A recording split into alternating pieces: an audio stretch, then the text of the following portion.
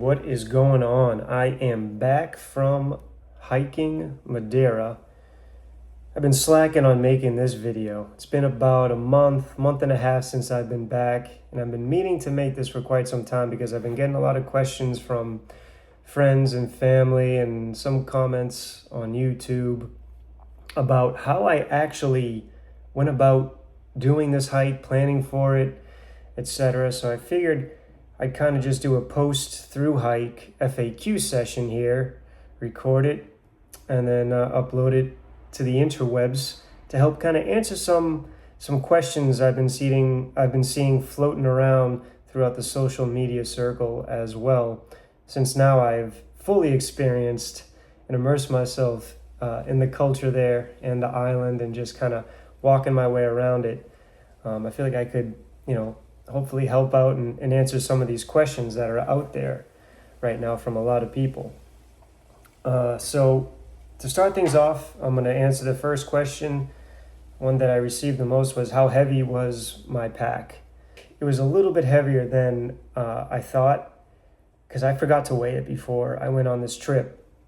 But I think the base weight was around 13 to 14 pounds, so roughly 6 to 7 kilograms ish, which for me, that was a bit on the heavier side, because I also had to pack for a trip after that through hike trip with my family in Lisbon. So not only did I pack my hiking gear, but also like regular clothes and whatnot for afterwards too, for when I met up with my family over in the mainland in Lisbon, in Porto.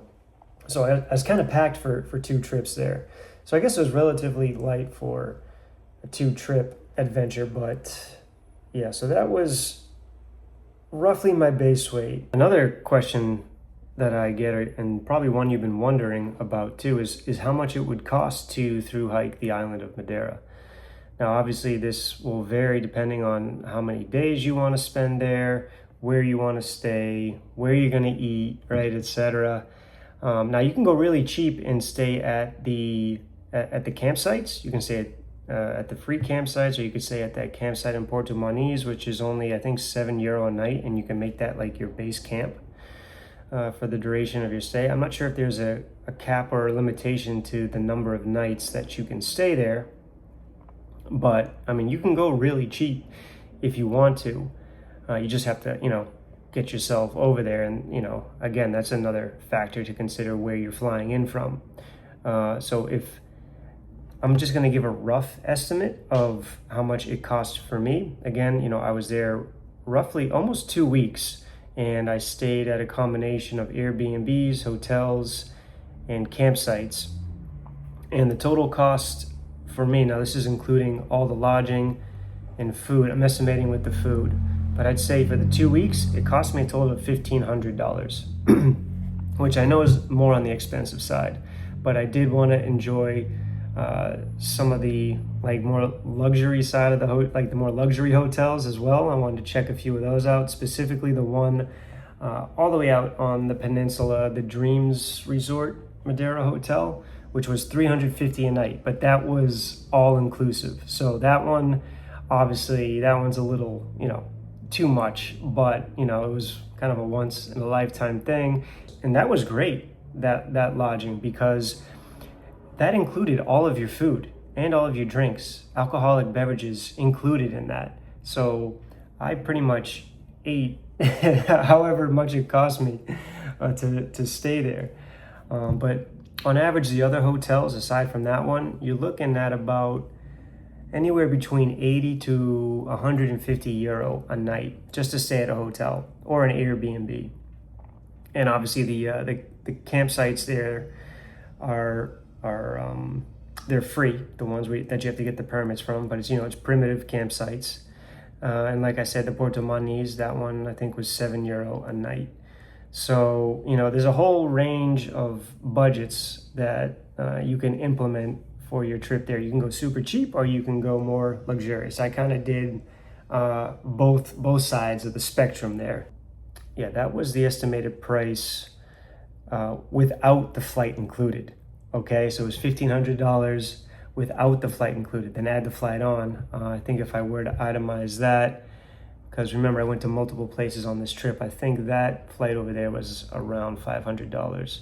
So all in all, including throwing in everything, the flight, the lodging, and the food and whatever I bought over there, I would say it was probably close to $2,000 for this trip. You could definitely do better budgeting there than what I did, if you want to make this a cheaper getaway. All right, next question, and this one's a pretty popular one that a lot of people are unsure about, is purchasing tickets to walk the PRs. Now, you do have to do that. They implemented that payment system on, I think, the government website. There's a link that takes you to a page where you can purchase whatever PR you're walking that day. So I ended up purchasing the ticket for that specific route on that specific day. I don't believe there's a refund, and I don't think you can cancel it. So once you pay for it, that's it. The times where I did see someone checking the tickets, and these were only at the most popular routes, so the PR8 and the PR12. During the day, during the prime time hours, there is someone checking there. So make sure you buy your ticket. It's only €3, so buy it. Support the island, support the country, the community there. So they can use that to build a better, infrastructure and network and repair the trail. The next question was, how did I plan my through hike? So first and foremost, I personally like doing circuits, or basically hiking a loop where you start at one point, you hike around, and then you end up where you started. It's just so much easier logistic-wise and transportation-wise. So since it's an island, I knew you could hike around it because I studied the contour and the distances on Google Maps beforehand, just to make sure I could actually do that. So that was another tool I used was Google Maps. I studied that pretty much daily for like 3 months, just to figure out certain resupply points, where a hotel would be, where the Airbnbs were located, where all the campsites were located. And then I also superimposed the route on Google Maps just to see if there was any other waypoints I was missing along that route that I could stop at. Which brings me to a few other applications I used, which were All Trails, Mappy, Komoot, and also Gaia to help plan my route as well. Gaia helped with studying the contour and elevation profile of my hike, because I really was unsure how steep the grade was, and I was still surprised at how steep it was. There was nothing I could do to prepare for that. It's just extremely the grade is just it's ridiculous at times. So those were the applications I used, and then I also scoured social media, especially YouTube, to kind of look for walking. There's like these walking videos. You can pretty much find any place that you want. So I actually used some of those videos as well to help me kind of visually see or experience certain areas that I was skeptical or uncertain about, to know whether or not I could actually walk through certain waypoints or underpasses or bridges or whatnot, because those can get a little tricky. It's hard to tell from an aerial view of Google Maps, and even when you zoom in and go down to street level on Google Maps, it's still kind of difficult to tell whether or not it's passable. So I used a lot of like walking videos to kind of scout the locations as well. And then for the actual route that I planned, I took inspiration from the Madeira Island Ultra Trail, the 2025 route, which helped circumnavigate the middle of the island, which was, all those routes were closed up there. They're still closed due to the fires that occurred in 2024. So I didn't want to waste time or end up at a trail that was impassable, right? Because then it'd be a waste of time to backtrack. So I stayed away from the middle of the island using that route. I also took inspiration from the Camino Real, which is a route that that treks around the coastline of Madeira. I use that for the majority of my coastline hiking, and then adjusted accordingly to what I wanted to do. Because at Camino Real, it doesn't go all the way to the PR8, so I just extended the coastal route all the way to the PR8 and then back to Machico, instead of cutting across down the valley into Machico from I think Porta de Cruz, I believe. So that's the adjustment I made. That was a major adjustment I made there, to extend the coastal route all the way out to the tip of the PR8, which is that peninsula all the way on the eastern coast. So that's what I did to plan that. It was a lot of research and studying the island and the geography of it. The next question I see a lot is, do you actually need a guide to hike Madeira?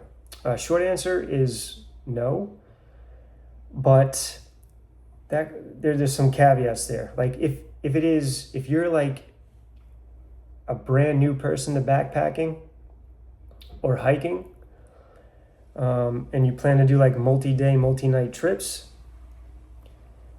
it may be in your interest. Like if this is your first trip ever, it may be in your interest to have someone with you that's experienced, or hire a guide for those couple of days. But if if you have a few multi-night trips under your belt and you know how to navigate and find your way around as a backpacker, then no, this is actually very beginner friendly. I personally think it's very easy to navigate the trails.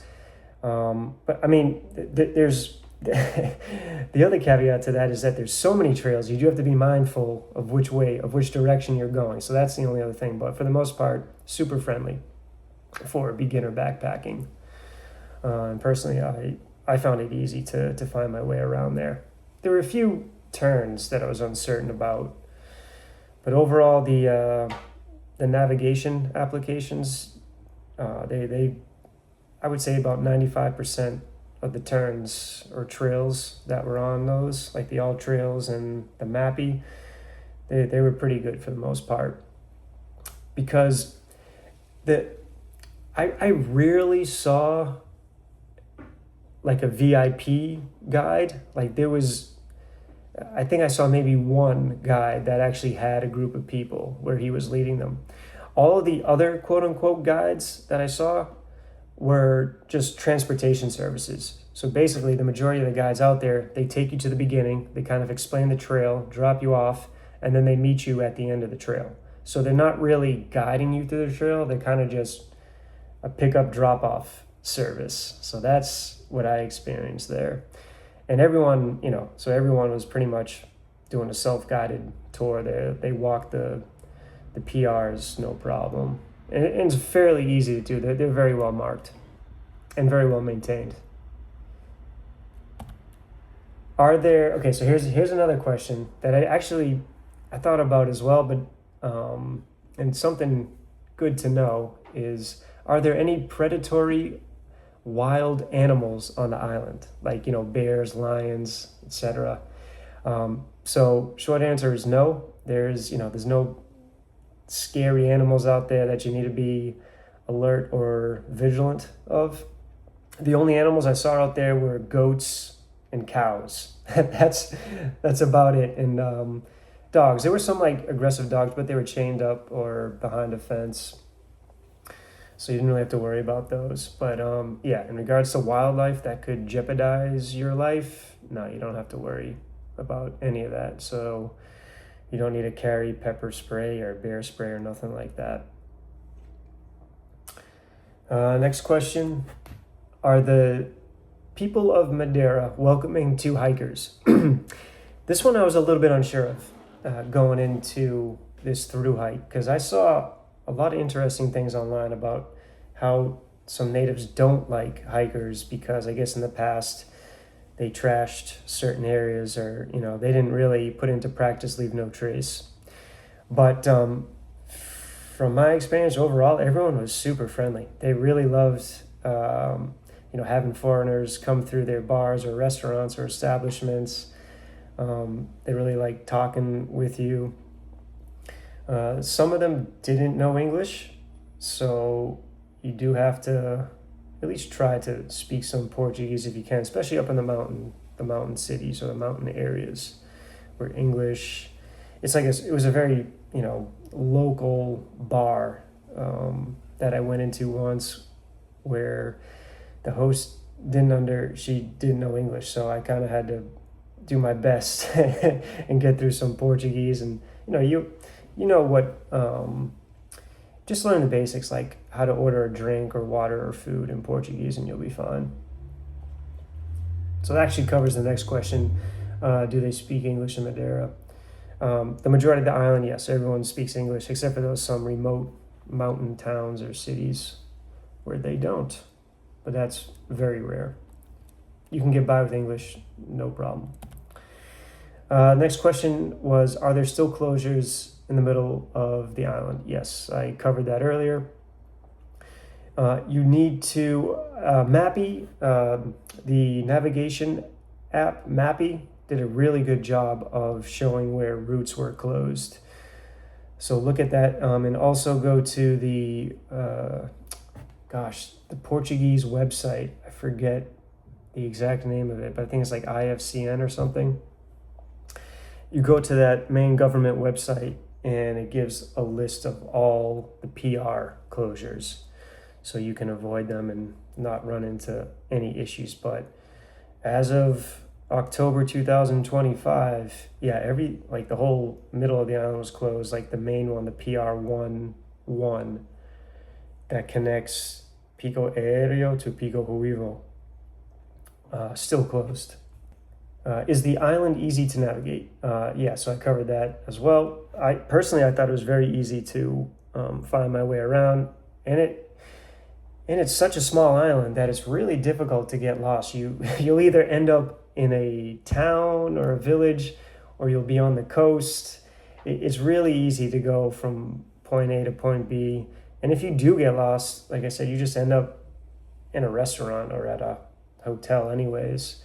So there's really no, personally, I didn't find an issue. And I was able to get a Bolt or an Uber without any troubles either. So yeah, you don't have to, that was something I was slightly worried about, if I would get lost. But because there is a lot of trails, like I mentioned, and they intersect each other quite a bit. I remember I tried taking a little side trail, and I ended up like a little bit off path, and it was a little challenging to get back to the main path. So if you decide to go off like the main trails, then you do need to be more mindful of where you're walking, and that's where you could potentially get lost. If you decide to go off on your own, right, into the wild and bushwhack, then you got to be careful. But if you stick to the main trails, follow those well-maintained paths, then you should be fine. And you'll always end up, like I said, in a town on a main road where you could catch a ride or hitch, or you just kind of follow it down to the coastline, and eventually you'll run into a town or a village of some sort. But for the most part, no, very easy to navigate with your All Trails app or Mappy or Komoot, whatever you use. Here's one I didn't think about going into this trip was, is it difficult to hitch a ride? I've actually never hitched a ride before until this trip. So it was very easy. I remember I was in Ponta de Pargo, so all the way on the west coast, at that lookout point with the the lighthouse, and it was a beautiful view. And it's a big hill going down, which I didn't realize, so I didn't want to hike it back up because it's only one way going out to that point and back.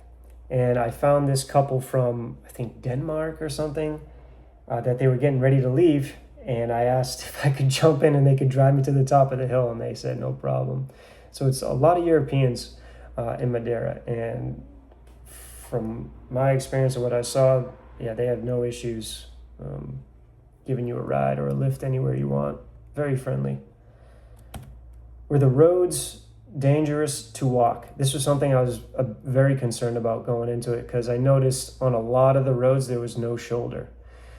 But I was surprised to find that in the tunnels there were sidewalks at least for all the tunnels I walked through, all the way through. So the tunnels weren't bad, but yeah, the walking some of these roads with no shoulder, that was a bit scary.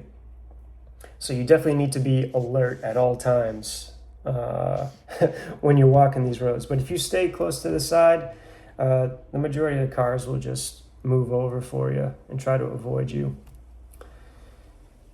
Okay, here's one that I had a question about as well. And I see it asked a lot across the social media platforms is, do they check the campsites for permits? I ended up going to, I think, 3 different campsites, and none of them got checked. No one was checking for permits. There was no one even there. So I never saw any forest rangers or campsite hosts or anything. So no one checked any of my permits. I got permits for all the ones I went to. But yeah, there was no one checking at all. Now, another question about the permits is people are wondering, do you have to book 1 night or 2 nights? Now, I didn't notice this at first, but if you read the fine print or if you read the actual the dates on the permits, it only goes up to, I think, 11:59 p.m. for that permit. So technically you can't stay over with just a 1 night permit. It has to be 2. So you have to make sure you have 2 days for the permit. So like day 1 into day 2. So make sure you get 2 nights just to be safe. But that whole permitting system is very difficult to use and understand because it doesn't automatically select 2 days. So just be mindful of that. And you can't cancel. It just doesn't.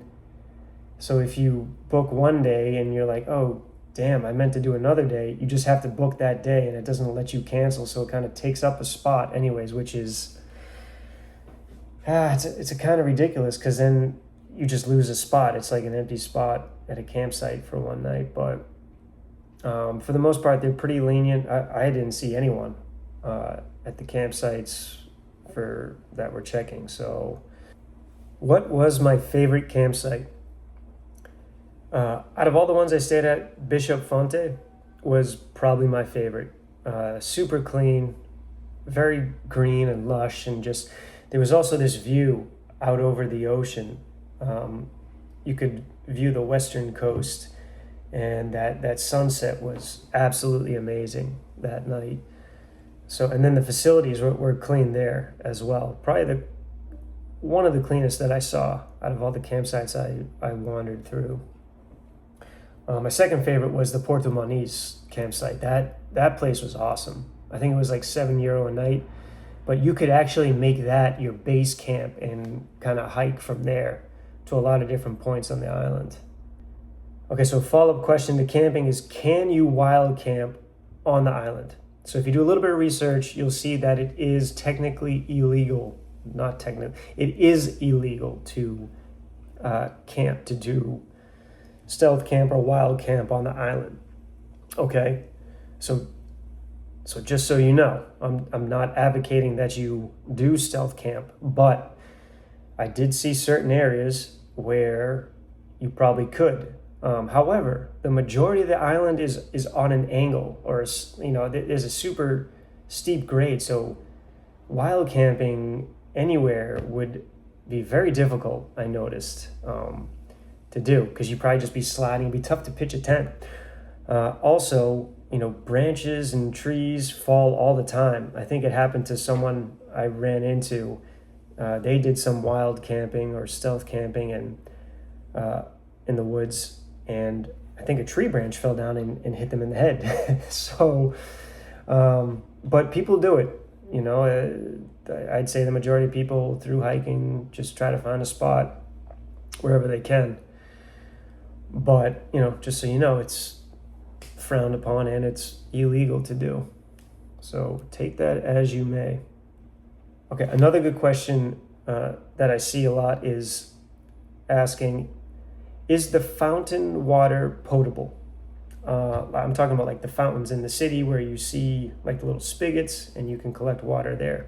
I was filtering that, I think, the first day, and then it was just so damn clear and like it tastes so good that I stopped filtering it. So I was just drinking that straight from the faucet, and I'm fine. I'm just I'm still alive. Actually, I thought it tasted better than some of the water I've had at all, even here in the U.S. I think that tasted better than the faucet water and some of the water I've had on the Florida Trail. The levadas could be a different story though, right? Because some of those looked a little dirty. So I don't know if I'd drink it straight from the levadas.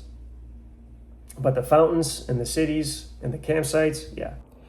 And just a quick disclaimer here on the water. I'm not telling you you should or you shouldn't. I'm just telling you what I did. And, I thought it was safe enough to drink, tasted fine. But, it's up to you, whatever you want to do. Like I said, I filtered the water the first day just to be sure, make sure it was safe. And so I stopped and decided that it was okay just to drink it straight. And it was honestly some of the best tasting water I've ever had. Oh, which runs into my next question. Did you have to filter water at any point? I think I only filtered water maybe the first day because I was unsure about the fountains. And then I think it was the second day when I was hiking on the PR3, I filtered from a mountain stream. I probably could have drank that straight, but I filtered it just in case. It was super clear. So that was, I think, the only other time I filtered water, and maybe one more other time where I think I had to filter water on the side of the road because it came from like a cement spigot at some point. But because I noticed like a few little bugs or something in it, so I filtered it just to be okay, just to make sure. But honestly, those were like the only 2 times I think I filtered water in the 12 days I was there. Which brings me to the next question is a water filter even necessary?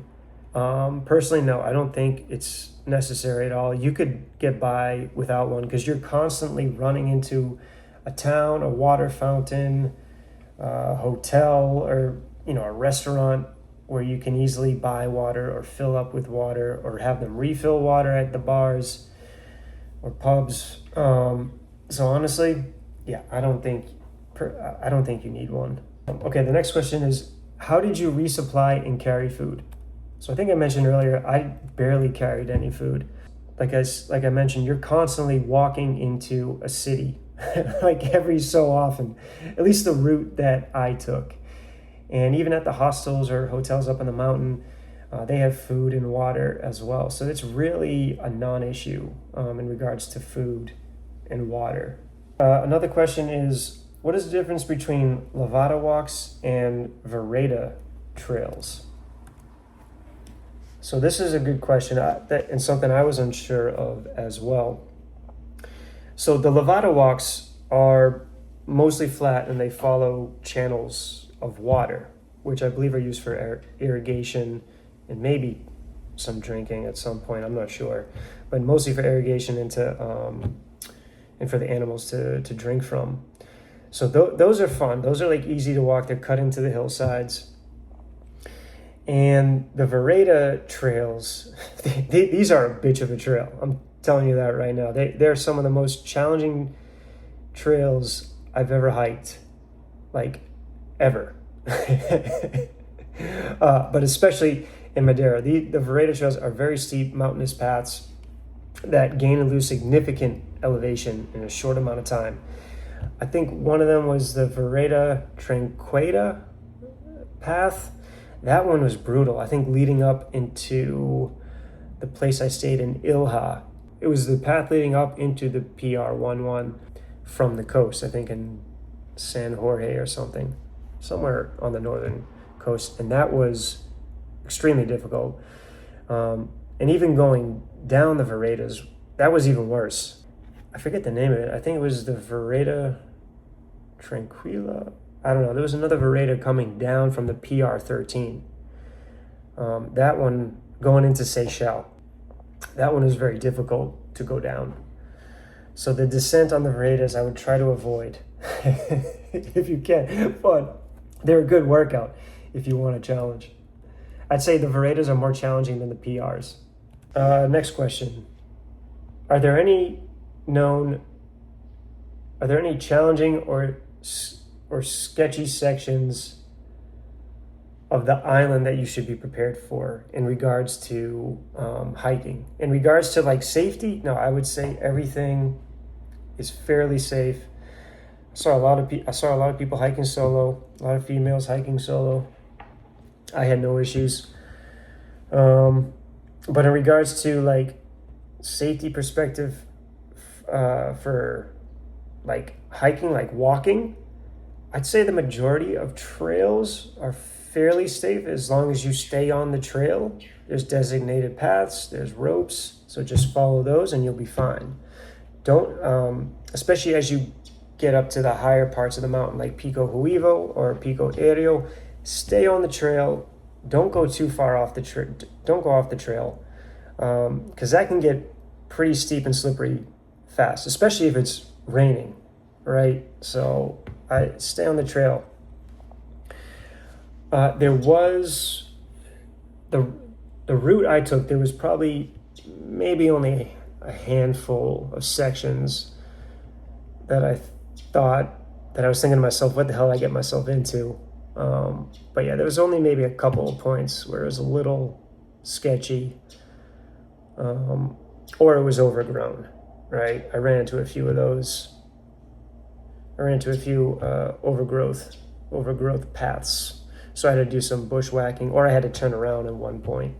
But you'll see that in my videos where I walked. I know one point on my way to Cascados Anjos, I took a route that went along a cliff, and it got very narrow at one point. I didn't realize it, and it was a straight drop down. So that's something else you got to be mindful of too, is where you're walking, especially if it's not during the daytime. What is the best time of year to attempt a thru hike in Madeira? So I went during autumn, so September into October, and that was actually perfect. It only rained one day, and the weather was beautiful. It was cool at night and pretty temperate during the day. Summer might be kind of hot there, but I think you want to go before rainy season, because when that one day where it did rain, it was pretty nasty. Like, it was hard to get through, and I was stuck on a ridge line too. So I was just getting battered with rain and wind, and that was pretty nasty. Which brings me to my next question. How drastically can the weather change? Oh man, so the weather in Madeira can change super fast, right? It's basically a whole bunch of microclimates because of the mountains, which create their own climate. So like rain can roll in pretty quick. Like I remember seeing a storm out in the distance over the ocean. I'm like, oh, I got time. Then all of a sudden, like 10 minutes later, it's hitting me right in the face with rain and wind. So it comes in fast. The fog is interesting. I think it was one of my last days I experienced the iconic Madeira fog, and it's just a whole whiteout. You can't see anything around you. I could only probably see maybe 10 feet in front of me, maybe 10, 20 feet. But like around you, like all the other mountains and cities surrounding you, you can't see anything. It's like a white smoke that comes up right into the mountains. So it's pretty crazy. Are trekking poles necessary for Madeira's terrain? Absolutely. I made the mistake of not bringing a trekking pole. Fortunately, I found a hiking stick, a perfect hiking stick on the side of the road. So if you don't bring trekking poles, like I did, plan on trying to find a hiking stick as soon as possible, because that will help you go uphill and especially downhill to prevent extra pounding on the joints, the knees, the hips, the feet. I personally didn't think I'd need trekking poles, but the hiking stick I picked up became my best friend that entire trip. I didn't let that thing out of my sight because, carrying a backpack with some weight, I felt like I needed it. Could I have done it without a trekking pole? I think so. But that would have made it a hell of a lot more challenging.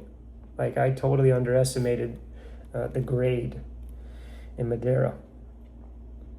Was the island crowded for the route I created? So no, I actually created this route with the intention of avoiding crowds. So I avoided all of like the super popular PR routes just because I didn't want to deal with so many people. The one route that I did end up, there were two routes I did end up taking that were very crowded. It was the PR13 and PR12, and it was awful. Like it was just too many people. I couldn't like go at my own pace. There was always someone either rushing up behind me or too slow in front of me, and then you had to like kind of skirt around people if you wanted to get ahead of them, and it just got super busy on those popular routes. So I'm glad I actually avoided those, and I really enjoyed it, the remote sections that I took. And then the last question is, what would I have done differently? Oh man, I mean, for the most part, I felt like I did a decent job planning this, but what I do wish I did differently was have more 0 days or rest kind of in between my hikes to not only relax, but also explore the area more. I think I literally went 10 or 11 days in a row hiking, back to back to back to back, without any rest or without any 0 days. I think the only 0 day I took was day 11, like one of the last days of my hike. So I just kind of wish I had more time to explore. Like I wanted more time in places like Achadas das Cruz, Funchal, and also Seychelles. I wish I had more time to visit, to hang out in Seychelles, because that looked like an amazing beach, an amazing little town.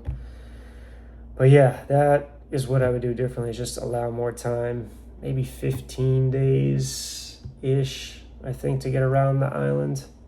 I think that would have been perfect. So, all right. Those are all the questions that I saw or that were asked to me, or that I could think of that I had questions going into this hike. So I just wanted to kind of wrap up this through hike with this FAQ session, and hopefully I was able to answer some of your questions that you had if you're planning to do a through hike in Madeira. And if you have any more questions, drop them in the comments below, and I'll try to get to them as soon as I can.